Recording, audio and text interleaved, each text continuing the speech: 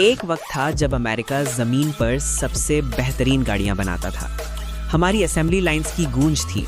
हमारी डीलरशिप्स एक साहिल से दूसरे साहिल तक फैली हुई थी। फिर 1970 की दहाई के शुरू में डिट्रॉइट ने एक फैसला किया जो उस वक्त अक्लमंदी लगा, लेकिन जो उसके बाद हुआ वो तरक्की नहीं थी। ये एक ऐसी एम्पायर की मौत थी जिसे हम दोबारा कभी नहीं देख पाएंगे। आइए देखते हैं कि उस तबाहकुन फैसले से पहले हमारे पास क्या था। 1950 और 1960 की दहाई के शुरू में अमेरिका ऑटोमोबाइल की दुनिया का बेताज बादशाह था। हमारी गाड़ियां हर जगह थीं। सबर्ब्स के घरों में शेवरोले बेल एयर चमकती थी। संडे की सुबह फोर्ड फेयरलैंड खानदानों को चर्च लेकर जाती थी। शहर की सड़कों पर कैडिलैक की आवाज़ गूंजती थी। उनकी क्रोम बम्पर सूरज की रोशनी में चमकते थे, शानदार और ताकतवर। क्राइसलर इंपीरियल्स एग्जीक्यूटिव्स और डॉक्टर्स की पसंद बन गई, मजबूत और अमेरिकन। हम कार प्रोडक्शन में सिर्फ दुनिया की क़यादत नहीं कर रहे थे, हमारा इस पर मुकम्मल राज था। बाकी पूरी दुनिया मिलकर जितनी गाड़ियां बनाती थी, हम उससे ज़्यादा बना रहे थे। उस वक्त अमेरिकन इंजीनियरिंग का मतलब कुछ होता था। इसका मतलब था वो ताकत जिसे आप महसूस कर सकें, वो क्वालिटी जिस पर आप भरोसा कर सकें, वो इनोवेशन जो आप देख सकें। वो साल ऐसे थे कि लगता था इन्हें कोई रोक नहीं सकता। हर शहर में एक फैक्ट्री थी। हर फैक्ट्री में ऐसी नौकरियां थीं जो नस्लों तक चलती थीं। बाप अपने हुनर बेटों को सिखाते थे। पूरे के पूरे कस्बे जीएम, फोर्ड और क्राइसलर की प्रोडक्शन लाइंस के गिर्द घूमते थे। कुछ अहम बनाने का फख्र, V8 इंजन्स के टेस्ट होने की गरज इंडस्ट्रियल पार्क्स में गूंजती थी। ताज़ा पेंट और मोटर ऑयल की खुशबू हवा में होती थी। हम सिर्फ गाड़ियां नहीं बना रहे थे, हम पहियों पर अमेरिकन ड्रीम बना रहे थे, आज़ादी एक्सपोर्ट कर रहे थे और साबित कर रहे थे कि अमेरिकन जहन का कोई मुकाबला नहीं। 1965 तक सिर्फ जनरल मोटर्स के पास अमेरिकन कार मार्केट का 50% हिस्सा था। फोर्ड के पास 25% था। क्राइसलर ने 15% ले रखा था। इन तीनों ने मिलकर अमेरिका में बिकने वाली हर गाड़ी का 90% हिस्सा अपने पास रखा हुआ था। वो डायरेक्ट 10 लाख से ज़्यादा वर्कर्स को रोजगार देते थे।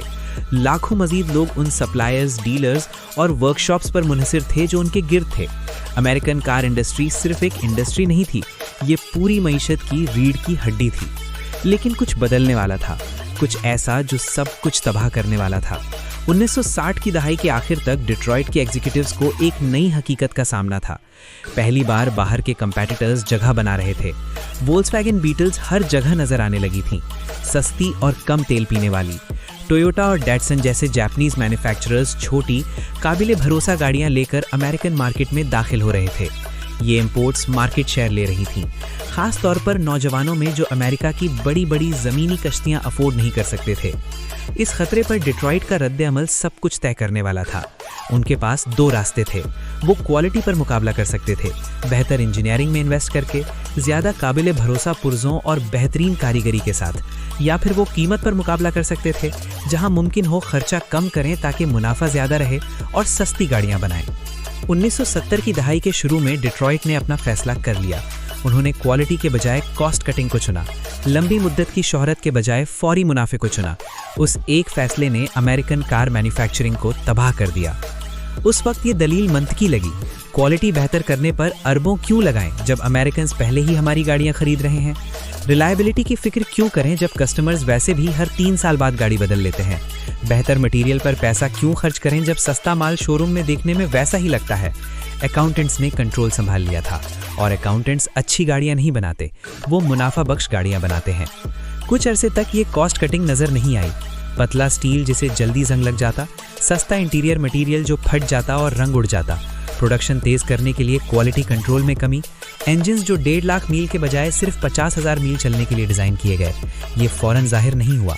वो 1962 की शेवी नोवा देखने में 1962 मॉडल जितनी ही अच्छी लगती थी, लेकिन अंदर से सब कुछ बदल चुका था।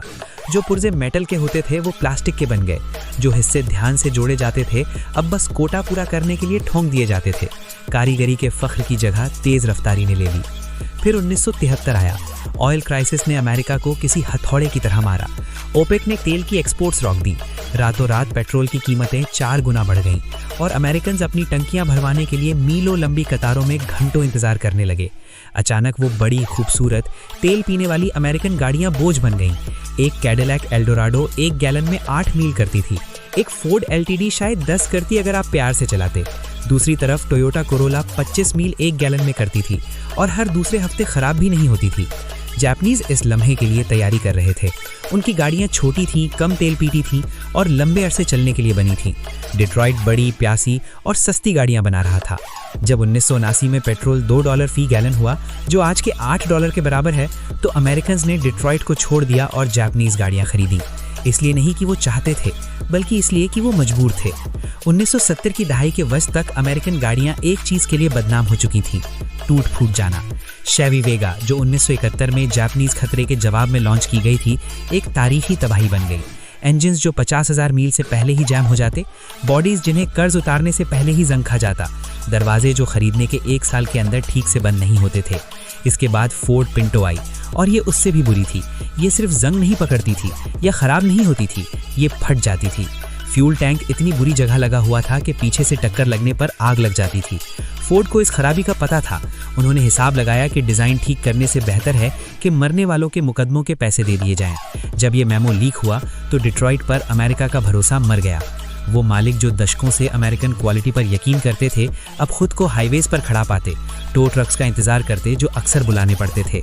अमेरिकन गाड़ी चलाना फख्र के बजाय शर्मिंदगी बन गया। मैकेनिक्स उन्हीं बार बार आने वाले मसलों को ठीक करके अमीर हो गए। दूसरी तरफ होंडा और टोयोटा बस चलती थीं। वो हर सुबह स्टार्ट होती थीं, उनमें से ऑयल लीक नहीं होता था। वो 3 सर्दियों के बाद टूटती नहीं थी। पैगाम साफ था।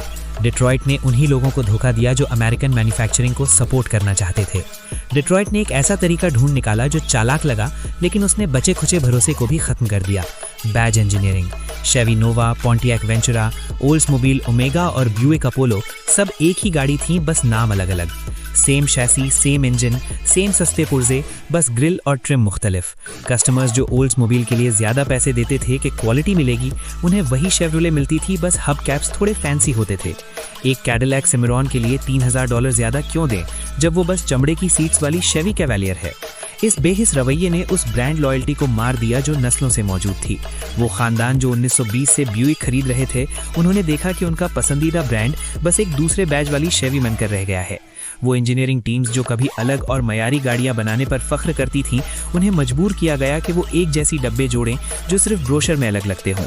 जबकि डिट्रॉइट काम चोरी कर रहा था और कचरे पर नए बैजेस लगा रहा था, बाकी दुनिया आगे बढ़ गई।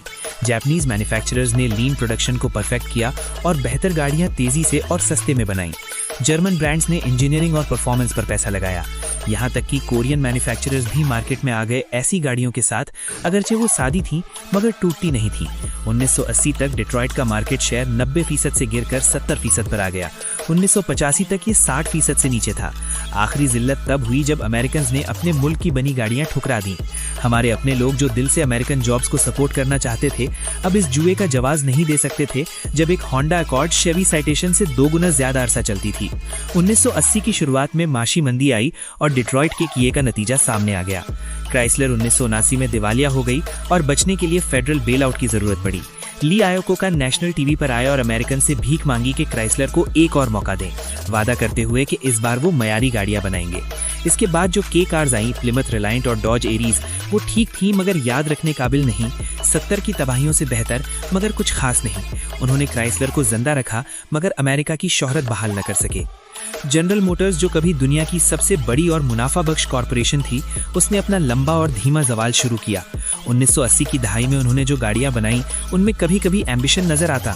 कॉर्वेट शानदार रही। कैडिलैक एलांटे ने यूरोपियन लग्जरी की कोशिश की, मगर उनकी ज्यादातर लाइनअप बेमजा, बेजान और अभी भी क्वालिटी के मसलों का शिकार थी। 1980 की जीएम गाड़ियां भी वैसे ही जंग पकड़ती थीं जैसे 70 की गाड़ियां, बस फर्क ये था कि अब उनमें डिजिटल डैशबोर्ड्स और बोलने वाले वार्निंग सिस्टम्स थे जो पहले साल ही खराब हो जाते। फोर्ड अपने रकीबों से बेहतर बचा रहा क्योंकि उन्होंने अपना सब कुछ एक इनकलाबी डिजाइन पर लगा दिया। 1986 की टॉरस हवादार, जदीद और वाकई अच्छी बनी हुई। टॉरस अमेरिका की सबसे ज्यादा बिकने वाली गाड़ी बनी और साबित किया कि डिट्रॉइट अभी भी इनोवेशन कर सकता है। लेकिन एक कामयाबी एक दहाई की तबाहियों को नहीं मिटा सकती थी। वो फैक्ट्री वाले शहर जिनकी पूरी जिंदगी ऑटोमोबाइल प्रोडक्शन पर थी, मरना शुरू हो गए। फ्लिंट मिशिगन, जहां कभी जीएम के प्लांट चलते थे और 80,000 वर्कर्स काम करते थे, वहां फैक्ट्रियां एक एक करके बंद होने लगी। 1990 तक फ्लिंट सनती तबाही की मिसाल बन गया। एक ऐसा शहर जिसे उस इंडस्ट्री ने छोड़ दिया जिसने उसे बनाया था। खुद डिट्रॉइट, जिसे मोटर सिटी कहा जाता था, उसकी आबादी ने 1950 में 18 लाख से गिरते हुए 2010 तक बमुश्किल 7 लाख पर आते देखा। ये सिर्फ माशी अदद-ओ-शुमार नहीं थे, ये तबाहशुदा कम्युनिटीज थीं। वो खानदान जिन्होंने 3 नस्लों तक फोर्ड में काम किया, अचानक उनका कोई मुस्तकबिल नहीं था। वो हुनर जो बाप से बेटे को मिला बेकार हो गया, क्योंकि असेंबली लाइंस मैक्सिको चली गईं या रोबोट्स ने ले ली। मेन स्ट्रीट्स खाली दुकानों से भर गईं, स्कूल बंद हो गए, जुर्म बढ़ गया। इंडस्ट्रियल अमेरिका का खोखला होना डिट्रॉइट के उस फैसले से शुरू हुआ जिसने क्वालिटी पर मुनाफे को तरजीह दी। डिट्रॉइट के जवाल ने ऐसे सकाफती जख्म छोड़े जो आज भी हैं। अमेरिकन्स की एक पूरी नस्ल ने 1970 में वेगा, पिंटो या साइटेशन खरीदी और कसम खाई कि वो दोबारा कभी अमेरिकन गाड़ी नहीं खरीदेंगे। उन्होंने अपने पोतों को बताया, इस जुबानी नुक्स को ठीक करना नामुमकिन साबित हुआ। हत्ता कि 2000 में जब अमेरिकन गाड़ियां वाकई बेहतर हुईं, तब भी खरीदारों को वो पुरानी तबाहियां याद थीं और वो होंडा और टोयोटा के वफादार रहे। ये शक प्रोडक्ट की खराबी से ज्यादा गहरा था। इसने अमेरिकन एतमाद को हिला दिया। अगर हम काबिले भरोसा गाड़ियां नहीं